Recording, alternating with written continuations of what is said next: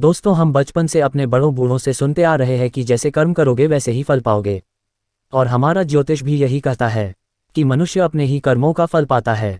अब कर्म कैसे फल देता है, यह इस प्रसंग से समझे। हो सकता आपको इस कहानी से कुछ सीख मिल जाए, तो चलो बढ़ते हैं कहानी की ओर।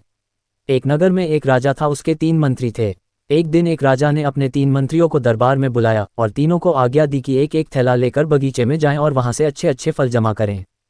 तीनों अलग अलग बाग में प्रविष्ट हो गए। पहले मंत्री ने प्रयास किया कि राजा के लिए उसकी पसंद के अच्छे अच्छे तथा स्वादिष्ट फल जमा किए जाएं। उसने काफ़ी मेहनत के बाद बढ़िया और ताज़ा फलों से थैला भर लिया। दूसरे मंत्री ने सोचा राजा हर फल का परीक्षण तो करेगा नहीं, इसलिए उसने जल्दी जल्दी थैला भरने में ताज़ा, कच्चे, गले सड़े फल भी थैले में भर लिए। तीसरे मंत्री ने सोचा राजा को तो सिर्फ भरे हुए थैले से ही मतलब होगा, वो खोलकर देखेगा भी नहीं कि इसमें क्या है। उसने समय बचाने के लिए जल्दी जल्दी इसमें घास और पत्ते भर लिए और अपना समय बचाया। दूसरे दिन राजा ने तीनों मंत्रियों को उनके थैलों के साथ दरबार में बुलाया और उनके थैले खोलकर भी नहीं देखे और आज्ञा दी कि तीनों को उनके थैलों समेत दूर स्थान के एक जेल में 15 दिन के लिए कैद कर दिया जाए। अब जेल में उनके पास खाने पीने को कुछ भी नहीं था सिवाय उन फल से भरे थैलों के। तो जिस मंत्री ने अच्छे अच्छे फल जमा किए वो तो आनंद से खाता रहा और 15 दिन व्यतीत हो गए।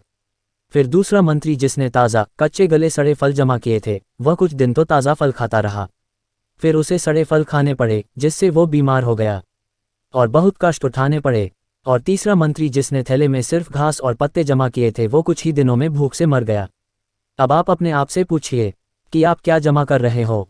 आप इस समय जीवन के बाग में हैं, जहां चाहें तो अच्छे कर्म जमा करें, चाहें तो बुरे कर्म, मगर याद रहे जो आप जमा करेंगे वही आपको जन्मों जन्मों तक काम आएगा।